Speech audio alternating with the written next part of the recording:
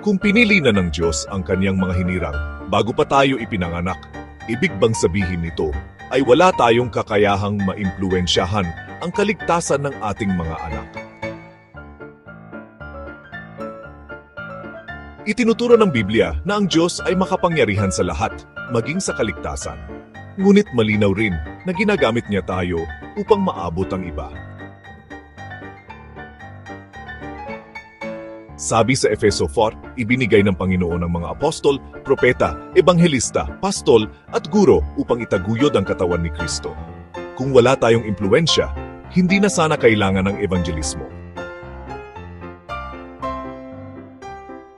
Tinawag din ng Diyos ang mga magulang upang hubugin ang pananampalataya ng kanilang mga anak. Sabi sa Kawikaan 22:6, turuan ang bata sa daang dapat niyang lakaran, at pag tumanda siya, hindi siya lilihis doon.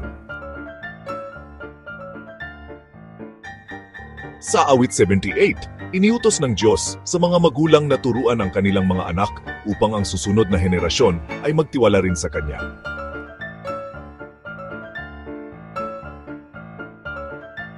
Ngunit tandaan, ang Diyos lamang ang may kapangyarihang baguhin ang puso ng tao. Tungkulin natin ang tapat na magpatotoo at siya ang kikilos sa likod ng lahat upang tumugon ang puso ayon sa kaniyang kalooban.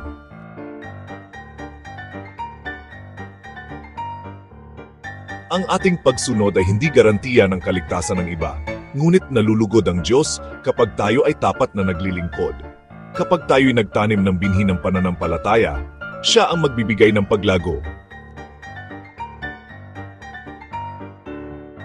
Kaya tayo'y magbahagi, magturo at magmahal, sapagkat ang Diyos na pumili bago pa ang panahon ay patuloy na tumatawag ng mga puso na yon sa pamamagitan ng katapatan ng kaniyang mga anak. Para sa karagdagang impormasyon o mga katanungan, bumisita sa aming Facebook page, ang The Way Community Bible Church.